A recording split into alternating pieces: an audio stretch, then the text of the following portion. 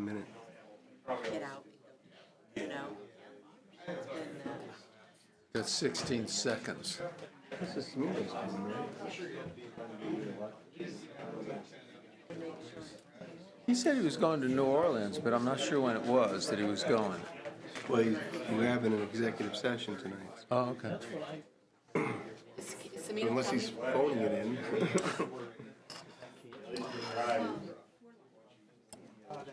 Okay. I'd like to call the Ravenna City Council meeting for February 3rd to order. First item on the agenda is a moment of meditation and silence.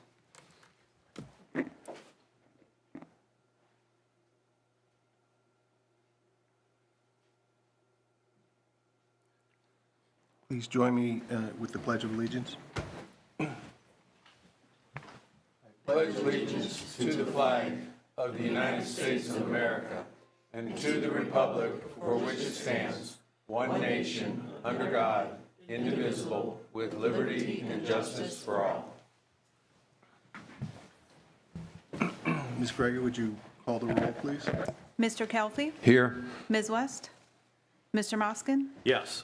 Ms. Wood, Here. Mr. Maravich, Ms. Michael, Yes. Mr. Harper. Here. We get a motion to excuse Mr. Maravich and Ms. West? So Yes. moved. Second. All in favor? Aye. Okay. Next on the agenda is delegations from the public. We did not have anybody announce in advance that I'm aware of, but I'll open up to the floor. Does anybody here tonight wish to speak to council? I see a hand raised. Please come up to the microphone, state your name and address, and we'd like to keep this to around 5 minutes if you can. Most definitely. Thank you. Hello, everyone.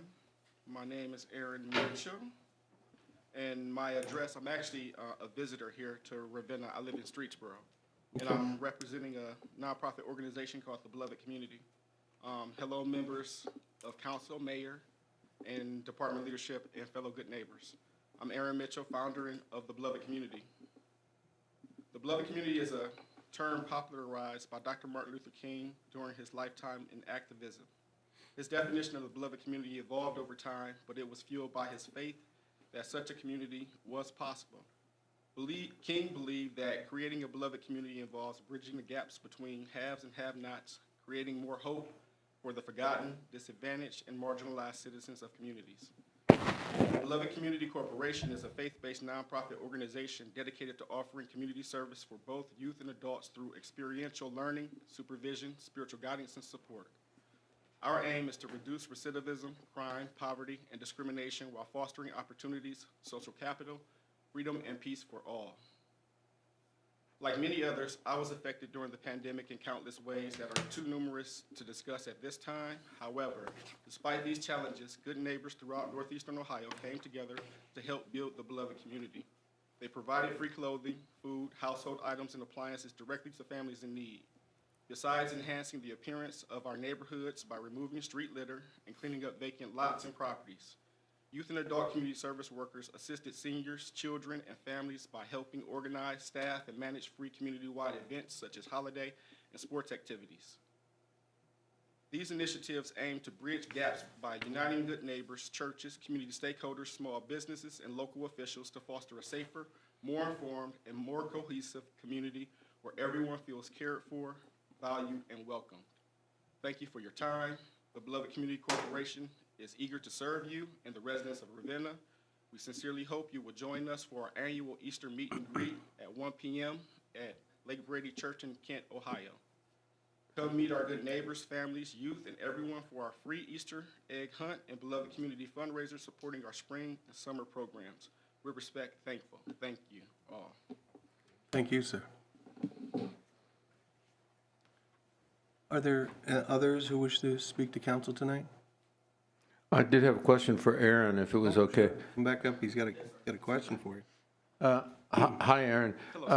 We looked on your website and saw that the Beloved Community had been operating some in the past, and it appears that they took a time off for a while. Yes. Are you back now in operation? Yes, sir. We had to take a break. As I stated, during the pandemic, it was a trying time for everyone. myself included. Our staff went through a tough time. I caught long COVID. I'm actually still processing and recovering from that. I had a heart attack January 1st of 2024, first day of the year. So we took the year to recover, focused, reorganized, and re-engaged. This is our passion. I understand that now within my condition, it's difficult for me to go back to my job, my normal job. I work with youth for over 30 years now. And it's difficult for me to work a full-time 40-hour schedule. And in order to stay in purpose, not be all depressed and stuff like that, because I put my passion in this field since I was 17. And trying to find a way to stay engaged with the young people, because I'm still a coach and a mentor, and a lot of young people that I've served over the course of years have looked to me for guidance still to this day. And so I couldn't give up. And so even after going through the process of recovery, the community support and the youth that we serve continue to reach out to us, continue to ask us when we're going to restart up. And it's our responsibility to continue that legacy that we all started as a community, because it wasn't just me. It was just an idea that I put together, but it was the community that came together and allowed the beloved community to prosper during the pandemic. And it bridged that gap and allowed people to come together. And we want to continue that, specifically in Ravenna, because that's what I learned. I lived and grew up in Cuyahoga County. And that was where my passion was. And going through this process, even when we first started, I was trying to maneuver with working where I live now, which is in Streetsboro, Portage County, but also trying to assist Cuyahoga County. Going through the process of the heart attack, it put everything in perspective, focus where I am. And that's what we want to do. So we want to focus on Portage County, building this organization, because we believe once it's up and running, it's something that can be duplicated in other communities and other cities, because we really want, like I did community service. I was through AmeriCorps, national service through AmeriCorps, a volunteering service to America. I've done Citizens Police Academy. I've done government programs, Job Corps. I was a Student Government Association coordinator. So I've done government programs that I know work. And there's elements within those programs that I believe can transition to help assist people who are on the fence, who don't know which way to go, and some who just need that second opportunity to get back on their feet and move in the right direction. With the young people, a program that can bridge the gap between the police officers to allow police officers to come in and speak to them directly, city officials, so they can see themselves in different light. There's people like you guys who helped me, change my life, and that's what I want to provide for others. City programs like City Year are geared more towards educational programs, but those are the elements of community service, are elements that we all can learn from and grow from. And the service learning is what we want to institute and infuse in the community culture moving forward in the future. Is your office in Streetsboro, you said? Yes, our office is very small. It's our garage. We started out our home. We just picked up where we were and started moving, and it started to grow. And that's why we did the footwork in figuring out what will work, what won't work, because we didn't want to just say, hey, we want to help with this. We know what will work, what won't work, how it can all fit together cohesively in order to move forward. And we want to partner with the city to utilize the parks more often, get the kids in the parks, and engage family-oriented activities that can help everybody to come together and just, build community. Yeah. Okay, thank you, Aaron, and Thank you, welcome to Ravenna. Thank you. Okay. Thank you. I'll ask again if anybody wants to address council. Okay. And then we'll move on with the agenda. The next item on the agenda is the approval of the agenda. I'll ask council, the mayor, if anybody wants to take anything out of the consent agenda and place it in the regular agenda. We do had a request from the law director for an executive session, so I'd like to ask if we can add that at the very end of the agenda so we don't have to keep people waiting, assuming he does come tonight. So I'd like to add that to the agenda, and if there's nobody wanting to take anything out of the consent agenda, then I get a motion to approve the agenda for tonight. So moved. Second. All in favor? Aye. Okay, the next item is the consent agenda. I forgot to take out my motion here. Give me a moment. Find it. Here it is. Okay. So you can see the minutes from previous meetings, communications, reports of officials, and a few ordinances are listed in the consent agenda.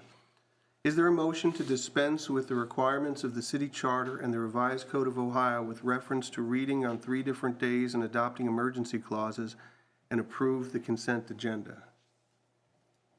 I guess I have a question.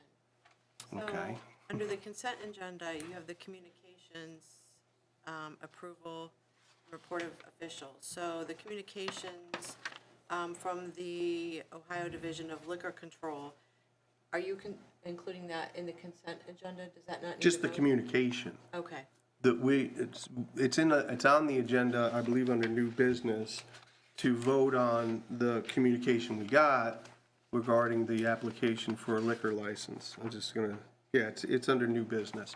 okay. So this is just, whenever we get a communication that's addressed to the city council, Right. We put it here in the agenda. It just was confusing how it looked, and then, Yeah. Okay, no, that's okay. We'll clarify that for you. There is a motion on the table if someone wants to make it. So moved. Is there a second? Second.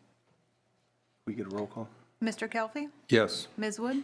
Yes. Mr. Moskin? Yes. Ms. Michael? yes. Mr. Harper? Yes.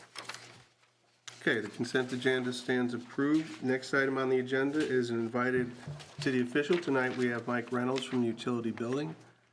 Welcome, Mike. Hello there. So I'm going to briefly kind of introduce the department. I'm going to build in some of the 2024 statistics into that. I guess just I'll get started. In many ways, the utility billing department is one of the most visible and front-facing departments our residents. On a monthly basis, let me start that again. Front-facing departments to our residents, and on a monthly basis, is the only department many of our residents interact with monthly. In fact, we are typically a new resident's first contact with the city department, and we try to leave a good impression.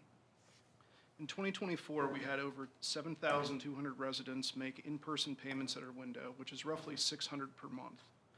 That means we directly interact with roughly 10% of the city's households. I'm proud to say that many have become regulars, and we enjoy seeing and talking to them each monthly. The relationship we have with our residents is very important. Over the years, we have seen their families grow. We have seen many grow old and feel a sense of loss when we lose them. Many residents know us, trust us, and look forward to talking to us. Many we consider friends of the office. In 2024, we mailed out 67,700 bills, opened 21,884 pieces of mail, and processed the other 45,000 payments through other payment options. This resulted in collecting almost $7 million in payments. 76% of those payments are made on time. Within 60 days of a billing being mailed, we've collected 94% of the revenue. After 90 days, it's 98% of the revenue. That last 2% is always the hardest to collect. In 2021, the 2021 meter project continues to be an enormous success. Thank you guys for passing that and allowing us to do that. I'm proud to say over 99% of the meters still report data daily, and our city continues to be one of the most successful deployments in the meter manufacturer's history. We are often used as an example of how an implementation and operation should be.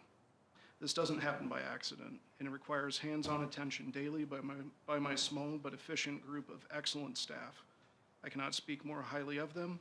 Without the specific team I have, we would not be where we are today.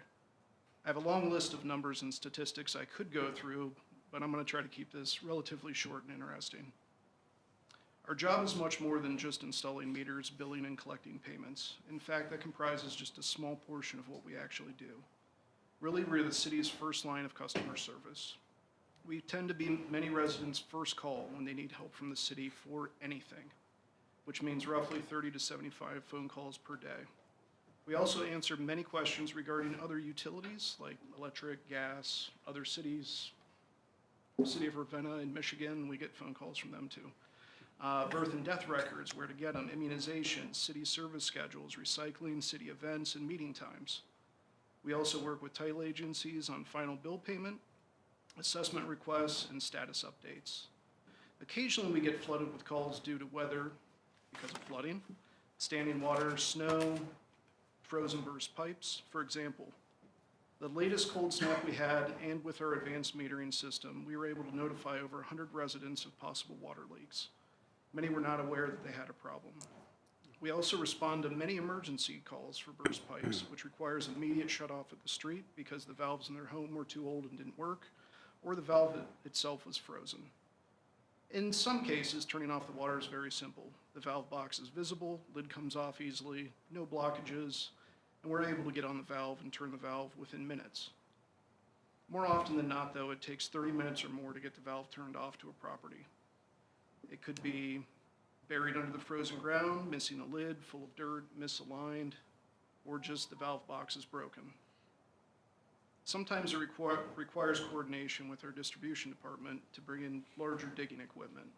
The city's distribution team is excellent, responds quickly to an emergency, and is an important component of our positive interaction with residents. We also take pride in working with our residents that have fallen behind in payment. We try to work with them, not against them, to make a plan that works for each of them. Each family's circumstance is different. We work with them on a case-by-case basis. By trying to understand their unique situation and working with them in a positive way, it creates a lasting impression on them. At the end of the day, yes, our job is to collect payments for the city services, but we can still do that while being courteous, respectful, and understanding. In 2024, our meter technician completed 1,358 work orders, 601 leak notifications. The leak notifications, because of the new metering system, have been especially effective. They've saved our residents tens of thousands of dollars alone because we're able to notify them within 24 to 48 hours. At this point, we can predict fairly well what type of leak a person has, whether it be a toilet leak, an outside hose left on, just by looking at their hourly usage. But some of the work, not all the work orders are just meter related. They comprise all sort of tasks: water turn off for snowbirds, delinquencies, vacancies, meter accuracy testing, curb box locations, water tracing for residents doing project and for city projects. We also investigate water pressure concerns, and we do initial assessments on standing water, flowing water, if it's not supposed to be there. Twice annually, we check all the water curb box valves that are supposed to be in the off position to make sure they still are, which is approximately 250 properties. By doing this, we have found squatters, people stealing water, and water leaks in vacant lots. One of the items on the agenda tonight is a water sewer rate increase, which we follow the Consumer Price Index, which is 2.9% for 2024. That percentage is sourced from the Bureau of Labor Statistics and is the 12-month average of the 2024 CPIU statistic. I would also like to work with this body to update the water sewer rate ordinance language to allow the administration to initiate the COLA increase annually, while still allowing for council to intervene at any time to amend the rate. Not to mention clarify and simplify the ordinances in general. To close out these two departments, you've probably noticed I have said the word proud and pride a lot so far. This is on purpose. I'm proud of my staff and the impact that they make on the community by working with residents that are in a tough spot financially or in an emergency, or just being a friendly face and voice to the elderly resident that has no one else to talk to, but they still dress up and come out to see us each month. My staff and I deeply care about this community, and we try to be the positive link between the residents and the city government and services. As you've probably noticed on the agenda, I also am in charge of the safety department, and that's more of like employee safety and stuff. So 2025 is going to be a really big year for worker safety. Brad Eder and I have many projects and initiatives and trainings planned. We're going to have month-long safety themes. These themes will focus on specific safety topics to bring awareness to them, and the importance of personal protective equipment, slip and fall hazards, digging and trenching, confined space, lockout, tagout, ladder safety, and many more. For example, January's safety theme was Chemical Hygiene Month. Employees were tasked with hazards communication awareness, online training, so they could learn how to interpret hazardous chemicals and know what SDS sheets are. We are currently conducting a hazardous chemical roundup and disposal initiative. to make it easier on the departments to dispose of anything from old batteries, light bulbs, and paint to extremely hazardous, expired, or unused laboratory chemicals. Hazardous materials by nature are very expensive to get rid of, so just be aware of that. By doing this, we were able to reorganize facility SDS sheets and eliminate many hazards, creating a safer work environment. We will be initiating an employee-led safety committee. The goal of this will be focused on the needs of each department individually, hear ideas, and collaborating on getting those things accomplished. Our hope is that the representatives from each department will encourage a safety culture within their departments because their needs are being heard and action is being taken. We're also going to be standardizing first aid kits in all city vehicles and facilities. This ensures any employee in any vehicle or facility knows what's available. There will be an expense to this, but it'll be all well worth it. Also, we've made first aid training available free of charge to our staff and will be offered multiple times a year. Thank you to our fire department and conveniently Captain Ryan Hall right here for providing that training. We'll also be standardizing extra PPE in all city vehicles. This will go hand in hand with regular vehicle safety check logs to make sure PPE is always available and first aid kits are always stocked. We'll be updating each facility's evacuation and lockdown plans and practicing regularly with drills and making improvements as we go. We will also be initiating emergency communication systems at select facilities. This will basically be a reliable and quality walkie-talkie system. Shouldn't any emergency happen, each employee can communicate with each other quickly. Cell phones are good and all, but they limit the communication when trying to get a whole group of people on board at the same time. For the sake of time, the items I just talked about are a few things we have planned for this year, and we look forward to a busy year of improvement. The mayor, Brad, and I are committed to making the city a safe place to work. In closing, I encourage each of you to swing by my office, talk to me, call me at lunch, whatever you need to do if you ever have any questions. And do you have any questions? Thank you, Mike. I do have a couple. Of these 100 people that you were alerted to possible leaks, could you walk through how that happens? Is it an automatic alert to you? Yes. How does that work through? So when we initially had the meter system installed, if a water meter shows usage every hour for 24 hours straight, it alerts us with a message saying, hey, there might be a problem here. We go and look at the hourly usage chart. If it's, one of the big cues for me is if the usage is constant, say 15 cubic feet an hour. That tells me it's a leak. It's not getting worse, but it's not getting better. It's just a constant. Also, we look for a sharp increase. So all of a sudden went from 0 to 15 cubic feet an hour and just stayed there. We can also see toilet leaks over the months. They slowly get worse and worse and worse. We notify people, but a lot of people don't believe us, so. Another question. The statistics are interesting that you're seeing 600 people a month come in. That's about 30 a day, and you're opening 20,000 bills during the course of, or receipts during the course of the year. That's a lot of man hours that require that. Have we thought of making an effort to try to move people into more automatic payments so that we don't have to touch or process those, including taking credit cards, which we don't do now? Oh, no, we do. Okay, we do that. Yes, yeah, okay. we take credit cards in the office. We actually take Apple Pay and Venmo. So the question is there a concerted effort to move more people onto some type of automatic payment so we don't put as many man hours in these various activities? Sure. I mean, over the years, especially COVID, we used to have 800 to 900 people a month that would come in. I think COVID and us actually being shut for a month. But we're always getting new payment options. We always advertise that we have those new payment options. It was just a few years ago that we had the ability to do Apple Pay and Venmo. I get mine through my cell phone. Like I get an alert when my phone bills due, or my water bill, and I can just pay it right through my phone, which is great. Try to make it as easy as possible to get that money. I have one more question, but I'll let other people have questions now. I don't have any questions, but thanks to Dr. Kelfi, I submitted my senior discount form. Another senior discount. Yeah. But Mike brought up the idea of looking at our code with regards to how that COLA gets implemented with the water and sewer rates. And so, if it's all right with you, Mr. Mosk, I'd like to put that on the utilities agenda for next week and get that process started to just clarify.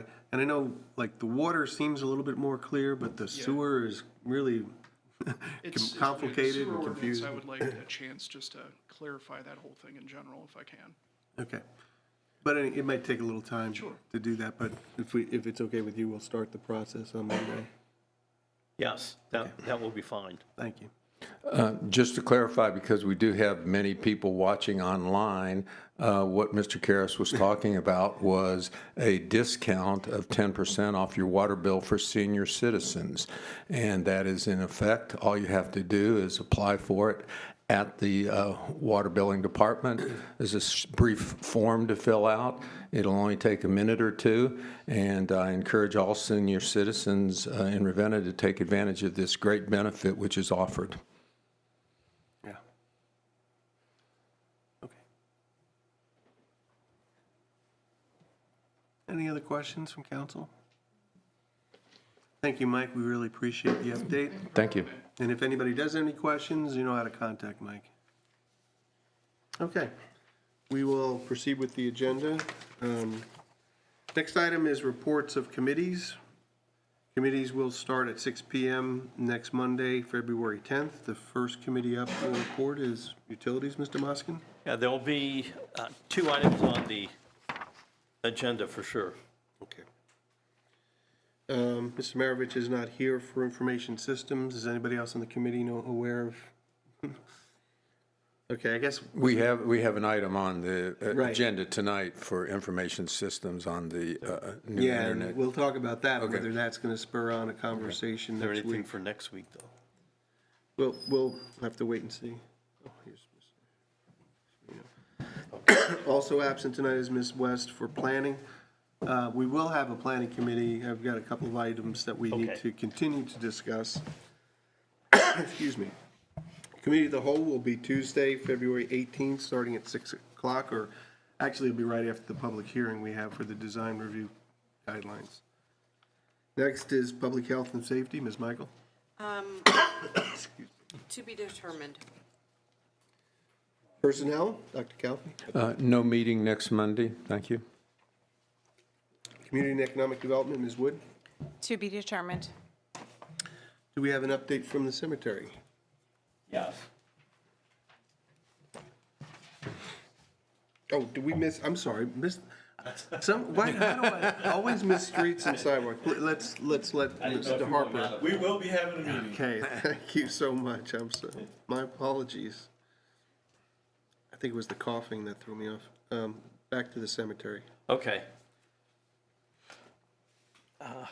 Mark Gabriel's daughter, Tessa, one of her profs, Prof. Little, is going to be directly involved with the chapel. So it's going to be a class project at the university.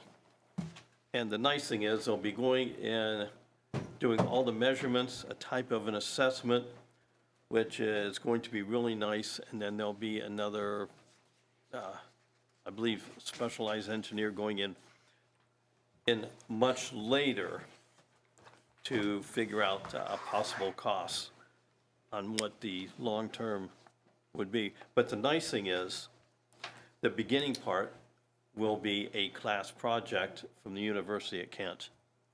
And I believe myself that a class project from a university is very good because it gives those students a in-the-field learning experience. And that's going to be coming up probably, don't know exactly, but probably early spring. I believe that's very good. Okay, that is all that I have from the cemetery tonight. Okay. Thank you, Mr. Yes. Moskin. Mr. Maravich isn't here tonight to give the Parks and Recreation report, but he did send something via email. Did you? Okay, so everybody has a copy of that. All right, we will move on to ordinances on first reading. First ordinance is ordinance number 2025-11. An ordinance amending the codified ordinances of the City of Ravenna, Part 10, Streets, Utilities, and Public Services Code, Title 4, Utilities, Chapter 1040, Water Generally, Section 1040.02, Rates and Charges, Disposition of Funds, No Free Service, Billing and Payment, Subsection 2, updating the rate established for the year 2025, Subsection 9, declining block rate special, and declaring an emergency. This is sponsored by Utilities, Mr. Moskin. Yes, this is a chunk what Mr. Reynolds had just mentioned as the percentage that's, could vary from one year to the next. This would be the rate increase for the water, and then it would be separate for the, the same amount, but separate for sewer, since they're both have different rates. That'll be the next ordinance. I believe the rate will be 48.3 MCFs, correct? That's what it says in the ordinance. Okay. Any questions or concerns about this ordinance? We have a motion to waive the 3 separate readings. So moved. Second, Ms. Michael? Yes. Mr. Moskin? yes. Mr. Kelly? Yes. Ms. Wood? Yes. Mr. Harper? Yes. And do we have a motion to adopt the emergency clause? So moved. Second. Ms. Michael? Yes. Ms. Wood? Yes. Mr. Kelly? Yes. Mr. Moskin? Yes. Mr. Harper? Yes. And a motion to approve the ordinance? So moved. Second, Mr. Harper? Yes. Mr. Moskin? yes. Mr. Kelly? Yes. Ms. Michael? Yes. Ms. Wood? Yes. That ordinance stands approved. The next ordinance is ordinance number 2025-12. An ordinance amending the codified ordinances of the City of Ravenna, Part 10, Streets, Utilities, and Public Services Code, Title 4, Utilities, Chapter 1046, Sewer Charges, Section 1046.08, Basis for User Charge Computations, Subsection C, D, and E, Section 1046.11, Billing Rates, Discount, Late Payment Penalties, Subsection A, by changing the effective date and increasing the per-bill charge and declaring an emergency.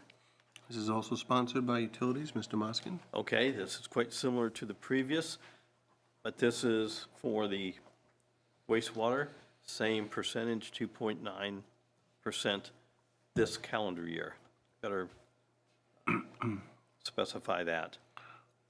And if you look through this ordinance, you can see how more complicated it is than the water.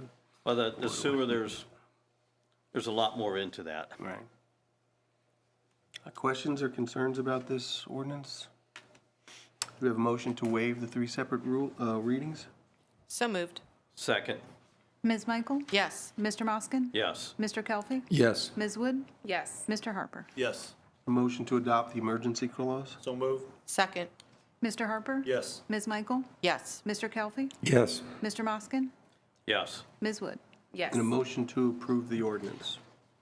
So moved. Second, Ms. Wood? Yes. Mr. Moskin? yes. Mr. Kelly? Yes. Ms. Michael? Yes. Mr. Harper? Yes. That ordinance stands approved. The next item is resolution number 2025-15. A resolution by the City of Ravenna supporting the National Infrastructure Bank Act. Okay, so this is, and you can read the entire resolution if you choose. The city has been contacted by a group that's trying to put together this National Infrastructure Bank. It's an idea that has existed in our history for quite a number of years, going back to, I believe, Alexander Hamilton. And the idea is for them to collectively organize a bank using bonds, U.S. bonds, and then we're getting requests for loans from places like Ravenna and possibly even some grants to help with infrastructure. So this resolution, should it pass, would be forwarded to David Joyce, who is our representative in the House, and with the encouragement that he sponsor the bill that this group is putting forward. Anybody have any questions about this? And our engineer can tell you, we've got quite a number of items that would require money for upgrading our infrastructure. So should this become a reality, it might be an opportunity for us to make it happen. Any questions or concerns? No? Then could we get a motion to waive the 3 separate readings? We don't. Resolution. It's a resolution. Yeah, resolutions do. Oh, get they 3 do? separate Okay, readings. we do. There's no emergency clause. Gotcha. So moved. Second.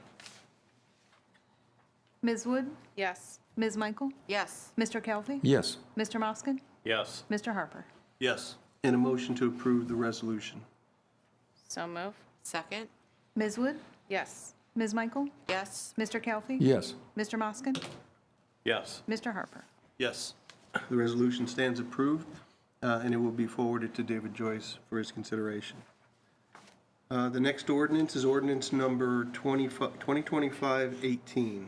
An ordinance authorizing the mayor to enter into an agreement with Lightspeed for fiber internet service and declaring an emergency. This is sponsored by Information Systems. Mr. Maravich isn't here, but I guess the question is, are we prepared to move on this item right now? Do we have an update, Ms. Lawrence, about our contract with Spectrum? I don't know anything more about it. I have not heard anything from Jonathan.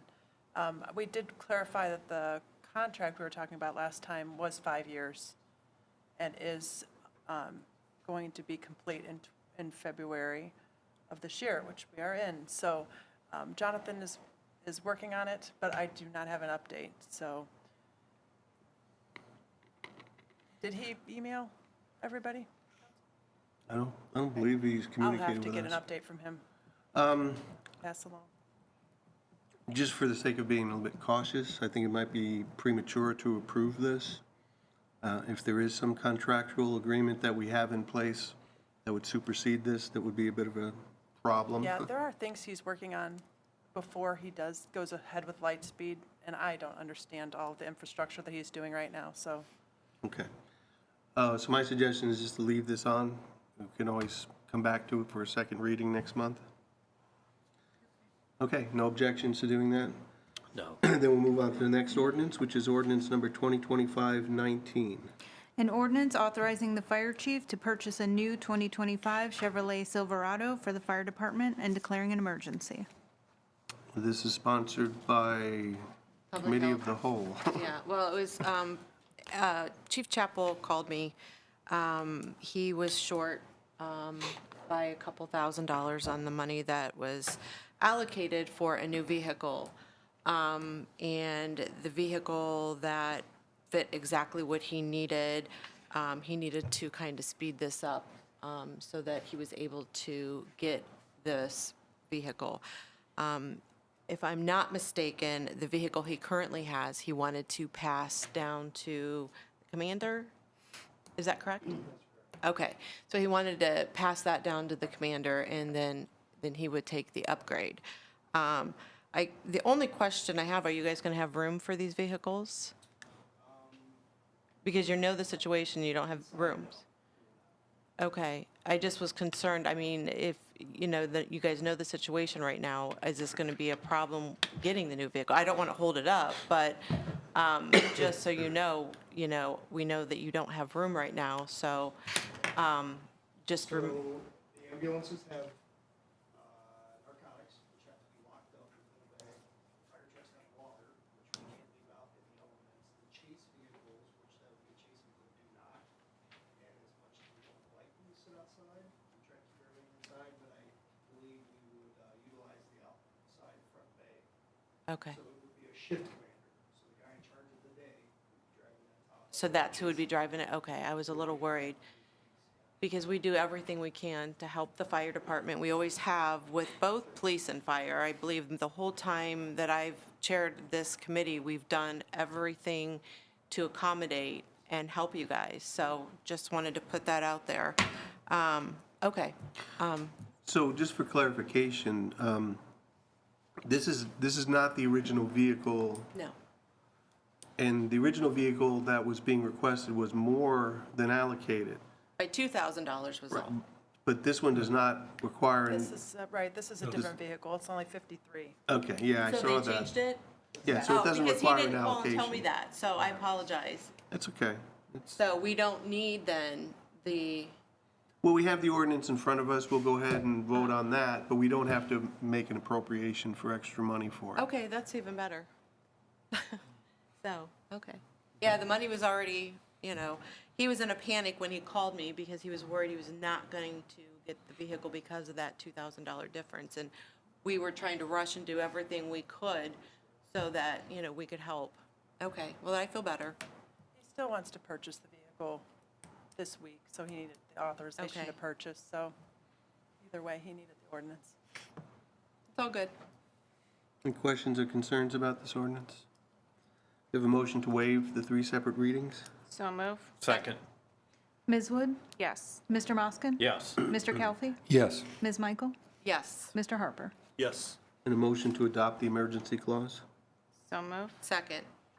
Ms. Wood? Yes. Ms. Michael? Yes. Mr. Kelly? Yes. Mr. Moskin? Yes. Mr. Harper? Yes. And a motion to approve the ordinance? So move. Second. Mr. Harper? Yes. Ms. Wood? Yes. Mr. Kelly? Yes. Mr. Moskin? Yes. Ms. Michael? Yes. That ordinance stands approved. We'll move on in the agenda to ordinances on second reading. The first ordinance there is ordinance number 2024-132. An ordinance authorizing the mayor to sign an easement to allow Portage Metropolitan Housing Authority, PMHA, to place a generator behind Ravenna City Hall and declaring an emergency.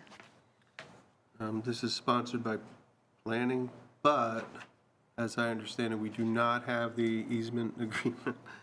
I think this has been going on for 5 or 6 months now. So do we just leave this? I'm not sure what the motion would be at this point. It's past 3 readings. What is it to, what's the terminology? Do we want to keep it, are we going to just dispense of it, or? If we don't have the Well, we easement, can't vote on it. Okay. There's nothing to vote Yeah, on. right. But we've exceeded the 3 readings. What did we do last time? We postponed the vote. Postponed it. Okay. I don't know why I couldn't think of that word. Does council wish to postpone this for another month? Do we have any idea if we're going to ever get an easement? I'll reach out to Wes tomorrow from PMHA and see what their status is. Okay. I haven't heard, haven't seen an email. All right, well, it's just kind of weird to leave something on the agenda for so long, but, We have to, as long All as right. it doesn't. Yeah, when we don't have an answer. yeah. Okay, so is there a motion then to postpone a vote on this ordinance till next month? So moved. Second. So we got a roll call. Ms. Michael? Yes. Mr. Moskin? Yes. Mr. Kelly? yes. Ms. Wood? Yes. Mr. Harper? Yes. Okay, that ordinance stands postponed. The next ordinance is ordinance number 2024-133. An ordinance authorizing the mayor to enter into an aggregation renewal agreement with Dinergy to supply electricity to Ravenna City residents for the period from May 2025 through May 2026 and declaring an emergency. This is sponsored by Utilities, Mr. Moskin? Yes. Question with the service director, do we have an exact number yet that would be charged? Yeah, it'll be 8.73 cents per kilowatt hour. Okay, thank you very much. That'll run from May 25 to May 26. Okay. And our current rate, if I dare say it, is 6, Well, I mean, it's 6.05. It went up. went up like But, 30%. I mean, they have the right to opt out also if they find something cheaper. Between now and then? Yeah. Okay, It doesn't take effect until May right. 2005. Okay, well, not the greatest news in the world, but, questions or concerns about this ordinance? Oh, Mr. Sodal. Maybe Paul, Cliff Soto, 464 Woodland Street. Maybe Paul can answer this. since it's going up 50%, and I'm not sure yet because I wasn't ready for this, whether I can get a better deal somewhere, when will we be able to opt out, and will we be able to opt out and go with something else eventually? Because we're automatically put into it, isn't that correct? Yes. And to my knowledge, you can opt out of this. But when? Cliff, it should be any time. Anytime? Yeah, Okay. anytime. Anytime? Yep. Okay, very good. Okay, thanks. I think I neglected to mention this is on third reading as well, so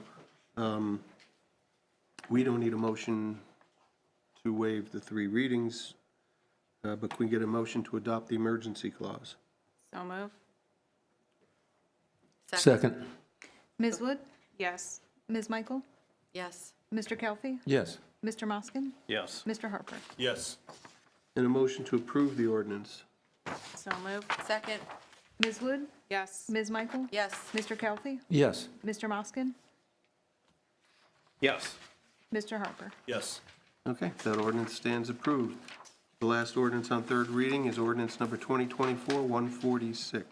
An ordinance creating a new section of the codified ordinances of the City of Ravenna, Part 8, Business Regulation and Taxation Code, Title II, Business Regulation, by adding Chapter 864, Massage Establishments, Section 864.01, Definitions, Section 864.02, License and Registration Required, Section 864.03, Requirements for Massage Establishment, Section 864.04, Inspections, Section 864.99, Penalty, and declaring an emergency. This is sponsored by Public Health and Safety. Well, it Michael? was. And then this part got moved into Planning Commission, or not Planning Commission, I'm sorry, Planning Committee. There had been some updates made, establishing some other guidelines. I mean, I think we're at the point to vote on it. I mean, I don't know what more. So, yeah, let me just clarify. So this is code establishing, in our codified ordinances, massage establishments. We have 3 other ordinances on the way regarding the zoning. Because they're changes to the zoning regulations, they require a public hearing. We've scheduled one, or, one for all 3, right? Yeah. And that's on February 24th, the same night as our Committee of the Whole meeting. So the question, I mean, we could pass this part, but we can't pass the other 3 ordinances until they receive the public hearing. So they will likely pass in March. That's right. Everybody wanted it all together, so Now- it's fine.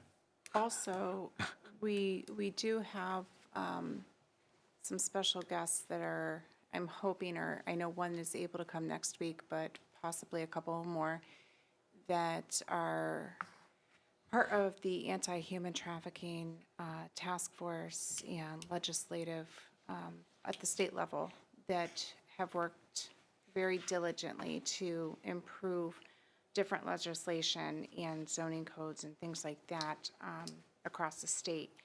And they were very excited to hear that we were one of the first communities to take initiative on something like this. So I think it would be really great. They do have their draft ordinance already looking at it, and some of the stuff that we've been talking about. I think it would be great to get their input to see if there's, anything that we can improve upon. I just hate to, I mean, we can always add to it. I mean, when is the vote?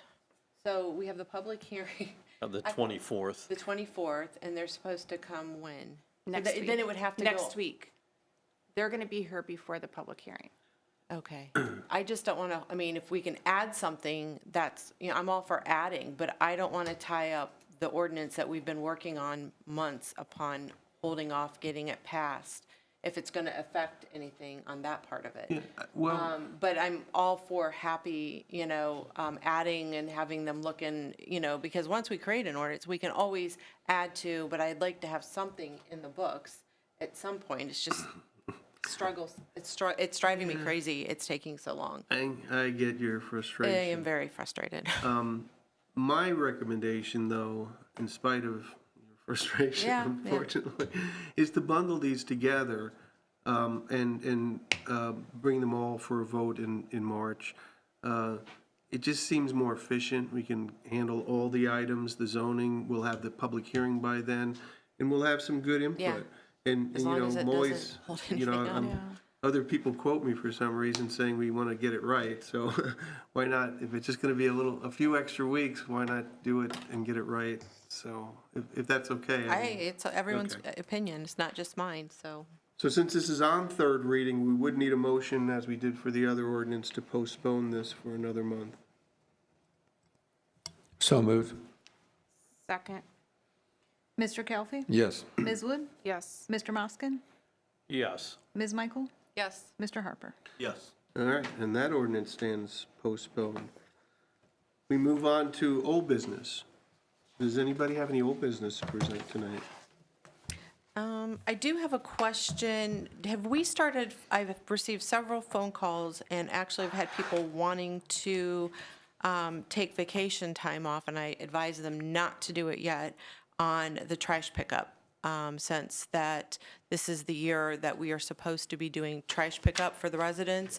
And I did let everyone know, it's depending on who does, the bid. We may not, we've always struggled for years and only always had Conrad. So I don't know if those have went out yet, or where we were with that, since we are coming on March. Yeah, we've put out some feelers to about 5 or 6 different companies. We have 2 companies that are interested. Oh, good. Ohio Valley, as well as Zinser. So Zinser. Zinser, I think They're they're a newer one on in Mogador. Suffield. So Zinder, is it Zinder, Zinser, something like that? But yeah, both of those are interested, so we're going to send out, I have a thing coming in for you guys Oh, good. for an ordinance. So Yeah, for next month. it's that time of year where people are starting to make phone calls, So and yeah, we're definitely going to do it. It just depends on narrowing it down. Well, and just so we're clear, this is what we do every other year. every other year, and Yes. people do Every other- know. You'd be surprised, the residents that have it marked on their itinerary. Oh, yeah. Okay, thank you. Any other old business? All right, we'll move on to new business. We do have an item, which is, we referred to it earlier, the liquor permit that was requested from Ravenna Mini Mart, which is on, at 623 West Main Street. So just for clarification, we received this communication, and this is, if you remember, council did not vote to authorize the application for the Trex liquor license. So that kind of put them, the Mini Mart, out of business when it came to selling liquor. However, it turns out that and at the time, we were maxed out. No, that's the only way anybody could get a liquor license, was to have it transferred from another community in Ohio. It turns out that a liquor license opened up within the city, and they jumped on the application. It's been submitted to the city. This is different than a Trex in that it does not require the city to sign off on the application. And it also does not have to be defined as an economic development project. It's just a regular old liquor license. So what happens in that case is they send us this communication, it's in your packets, and we have one of 3 options. We could request, or we could not request a hearing. That's one option. We could request a hearing in our county seat, which happens to be Ravenna, or we can request a hearing in Columbus. Those are our 3 options in responding to this communication from the Liquor Control Board. So I figure what we'll do is just have a voice vote. We can get a motion one way or another, and then vote on it, and then we'll have our clerk send back the notice with the correct box checked. I had a couple questions. Do we have the number of liquor permits that the city was assigned upon establishment of the original liquor permits? Do we know that number? What is that number? Next, on that number, what are the names of the people that hold those liquor permits? And at what time was that number established? In what year? Since it was based on population, I'm wondering if the number is still a valid number for us. With all of those questions, I would like to know that information. So whether that means, yes, I'd like a hearing or not, I guess I'd like to know that information. Also, I'd like to know if what Dennis states on the footage next to the school, if that does apply or not, because of the amount of the closeness. Whatever the regulations are, whatever the parameters, decisions that the Liquor Control Board make, Right. and that's kind of up to them. They do know it's near a school. I understand that. So that's, I don't know if that it's an automatic disqualification. And I think if you look real closely at a Google map or something, you'll see that They're at least everywhere. one of those other entities that has a liquor license is probably within 500 feet of the school already. And I think Dennis mentioned that in his Yeah, he did. email. He did, but it's a restaurant and right. it's different. These are interesting questions, and, I don't- and I think at some point we should get those answers. The problem we face tonight is we have to respond within 30 days of whatever date we received this. Yeah. Yeah, so I mean, we don't have the luxury of sitting back and having, I don't think, another vote on this. I'm sorry. I'm sorry, that's okay.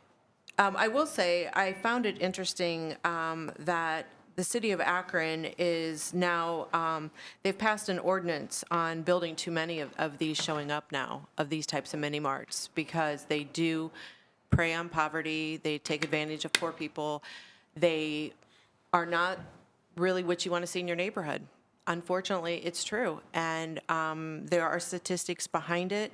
I don't like the fact that it is next to a school. I don't like the drugs that they are advertising in the window. I think it looks terrible in the neighborhoods. We're trying to, talk about building up the west end of town, and we're trying to build up our community, and you have a building that's advertising, drugs that are they're legal, but I mean, what kind of image are you putting onto these children right next to school? And if I can make this business unsuccessful by not allowing them to have liquor, I will go on record saying that it means more to me, to the kids in this community, of what we allow and what we can control. So I am all for asking for a public hearing. So those are, and I'll go to the public hearing and state my facts. I don't care. The law director would like to weigh in on this item. Just briefly, there's the obligation on the city is just to decide whether you want to have a hearing or not, and whether you want to have the hearing in Ravenna or in Columbus. And you have to do that by the 21st. They have to be told by the 21st that this is your desire. Just so you know, the bottom line is that is, whatever you want to say is fine. Get on your platform and make your comments wherever the hearing might be, and you get to say those things. Perhaps a touch of reality is that the liquor department makes money off of liquor permits and the sale of liquor. So the success rate, unless, and we've done this, we've challenged renewals, and we've had one in Columbus and we had one here, where we set aside the ability for the person to continue their liquor. But that was based upon all kinds of violations of improper sales, certain things dealing with gambling, and perhaps more than that in relation to relationships with people. And there were a lot of things that then finally brought about a conclusion to that license. So just so you know, it's not a matter of just perhaps, and you have no problem, I have no problem with your requesting a hearing and presenting whatever you want to present. But understand that there are some limitations as to how far that goes. I do understand that our choices are only whether we want a hearing or not, and do we want it in the county seat or in Columbus. I do understand that. However, in the last few months, we have had to make a number of decisions on liquor permits and helping to get more information on what we have, I hope can inform us as we make these decisions in the future. Some of us may think we have too many and need to look at a way to reduce it.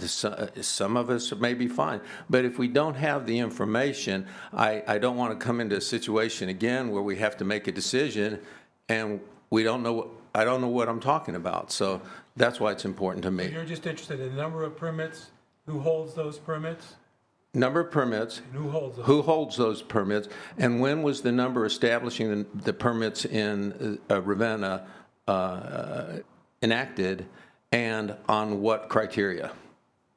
Population or not? Population. Yeah, I believe too, but who knows? I mean, it's a question. I'll provide you with that. Thank you. Just for information, the communication we got does have a way for you to look up licenses by name and number. And we have the number for this one, so you can actually see who is requesting this. It doesn't, I don't believe, unfortunately, list the information you're requesting. And just for historical, well, maybe that's not the right word, but since I've been on council, it's only been recently that we've actually brought these things to the table in front of council. In the past, we get these communications, and we basically ask if anyone had any objection, and typically nobody ever did. There was the one case that was a little bit more outspoken in terms of the violations that was, Because of the was law was addressed. involved, yeah. But for the most part, most of these have just kind of come and gone without any discussion at a city council meeting. And I appreciate that we discuss these things. I think it's important to, and I believe the information you're asking for, Dr. Calfee, is important for us to know as well. But of course, you could just drive around town and see who sells liquor and figure it out for yourself, I suppose.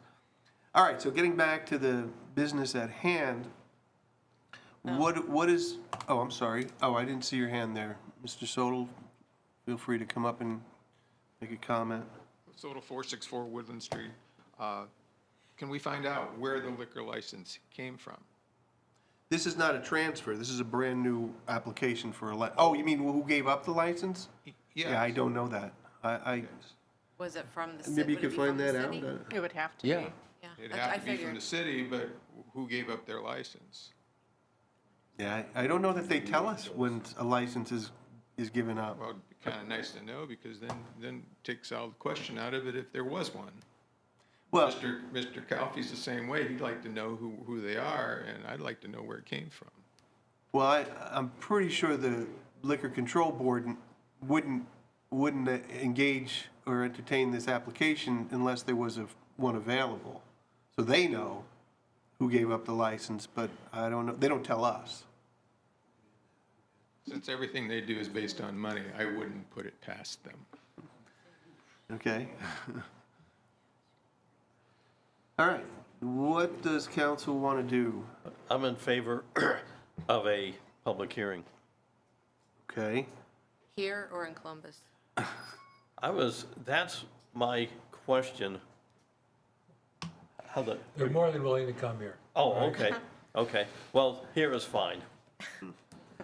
well, perhaps a simple thing to do, and Mr. Moscom, you can make that motion, that you want to have a hearing here in the county seat. You want to make that motion? Yes. Okay. Is there a second to Mr. Moskin's motion? I'll second that. All in favor, say aye. Aye. Opposed? I didn't hear a voice over there in the corner.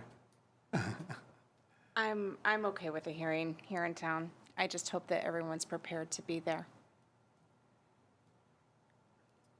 You mean everyone here in council? Well, the people that want the hearing, I hope that Oh, they're that they attend, available yeah. to attend. They wouldn't want people from the Liquor Control Board coming up here and not getting an audience. That would be unfortunate. Okay, so we will return that communication with the box check next to a hearing in the county seat. All right, moving on. The next item is President of Council remarks. I really don't have any remarks tonight. I do thank everyone for that special meeting we had, and we showed up early, and we talked about the comprehensive plan, and I think it was a really good discussion. And I know we'll have more to say about that comprehensive plan as it gets closer to being finalized. So I just want to thank everyone for participating in that discussion. And we'll move on to remarks from council. We'll start with Ms. Michael. I just want to say that I know there's been a lot of stressful times right now with funding and with everybody needing something, whether we have the schools going on, we have our building department, and I think there's a lot of maybe miscommunication going around that probably needs addressed.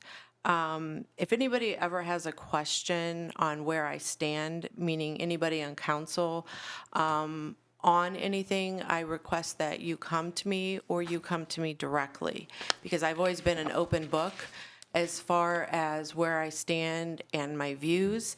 I have chaired public health and safety for about 3 terms now. I have always been supportive on everything they have ever brought to me. I've always went to back for them, and I don't really appreciate, getting back to me that I'm trying to stop them from having a new building. So I just want to put that out there. That is not true at all. I take my job seriously, and when we look for the amount of money that's out there and we're going after tax dollars, and we have a school that's critical, we have a lot of things going on, and this is something that I feel there's a lot of parts that we have to look at. And before I ask my residents to vote on a levy, I'm going to ask questions. Anybody that knows me knows I ask questions. And when I look back at my emails, it was back in 2023 that I started asking questions. So I'm a huge supporter of fire and police. And to get the impression that I'm not, I find that very offensive. So I just want everyone to know that I am all for growth of the city. I have shown my trueness to this community. When the fire department asked for people, we went to back to get them their people. We've helped with the dispatch center. I think this council has really gone to back to make our citizens feel safe and to make sure our people have the best equipment. And I just want, if there's questions out there where I stand, I'm an open door policy. I would just ask that somebody call me and ask me instead of assuming. Thank you. Thank you, Ms. Michael. Mr. Harper. No additional comments this evening. Ms. Wood. I'm going to piggyback on Amy's because it did get back to me that I was also against the safety buildings. I'm not against the safety buildings. I'm very much for the police and fire getting their buildings. I am against committing to any type of property tax levy at this time, and I would really like to explore different options as far as financing, maybe different rendering options for what was presented to us. If I'm building a home or buying a car, I'm not going to pick what's put in front of me as my only option. I'm going to look around and search and research. I just want more information, and I think that with the property taxes, and it is important for our schools to be funded in this next election, I really hope it passes. I truly believe that the income tax levy needs to be seriously looked at in order to fund our safety buildings. I think it's only fair to our elderly residents especially. Thank you, Ms. Wood. Dr. Calfee. No additional comments, thank you. Mr. Moskin. I don't have anything tonight. Okay, then the next item on the agenda is our mayor's remarks. Mayor Seaman. I don't have much. I was down by the Cedar, or the Chestnut Street project at $1.1 million, and they're well underway to cleaning that place up. I know that it it would be 60 days that they said it would take to clean it up. I also received a thank you letter from the EPA for working with us and with them to get this project done.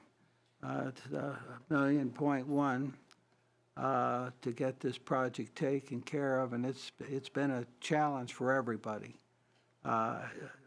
Mr. West, our Economic Development Director, is really responsible for a lot of the success in that project. And we got a difficult piece of property now is going to be manageable, and we'll find a new home. That the EPA is interested in. They want us to let them know what we put in. Now we don't own that. We're in the process right now. The state owns it. But hopefully through the land bank and a couple of auctions.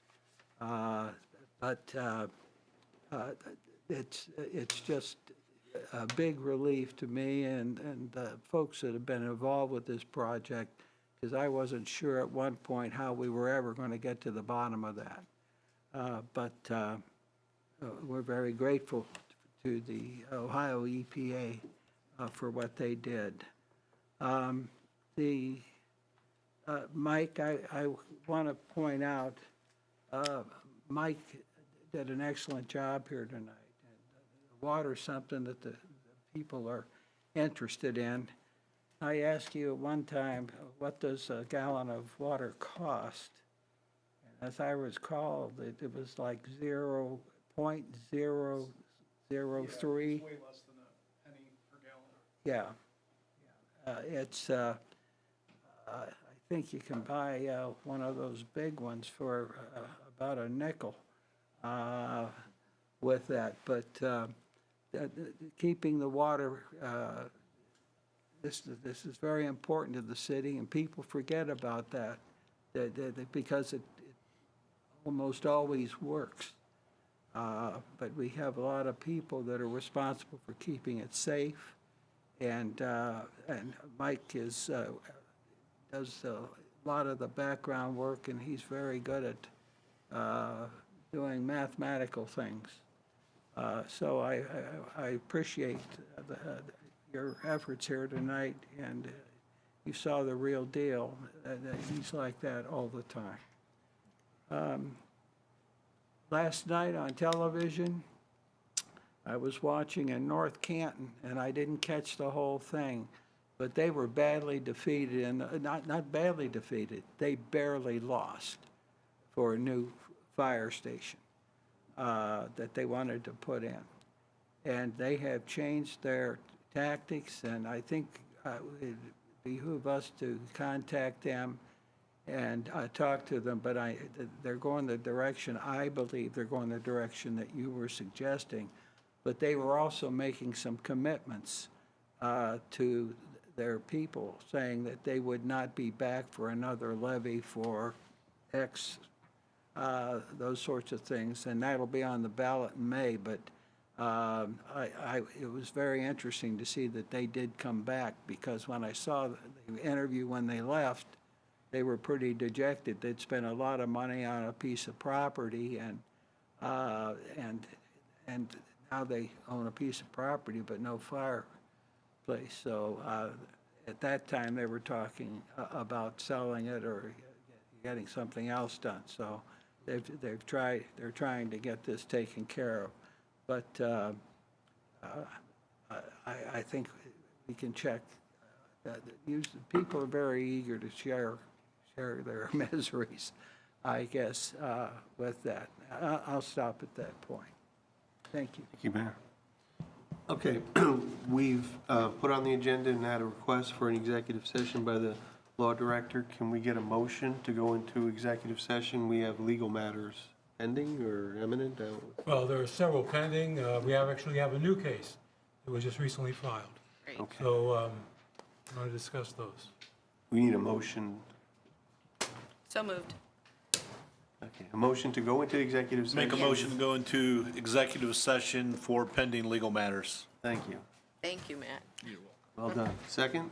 Second. Let's get a roll call. Mr. Harper? Yes. Ms. Wood? Yes. Mr. Kelfi? Yes. Mr. Moskin? Ms. Michael? Yes. We do have enough votes. We will not be engaged in any action when we get back, so you guys can have a good evening. Thanks for coming tonight. Frank, do you want me to stick around? If you choose to, that's fine. I want you to stick around. You want me to stick around?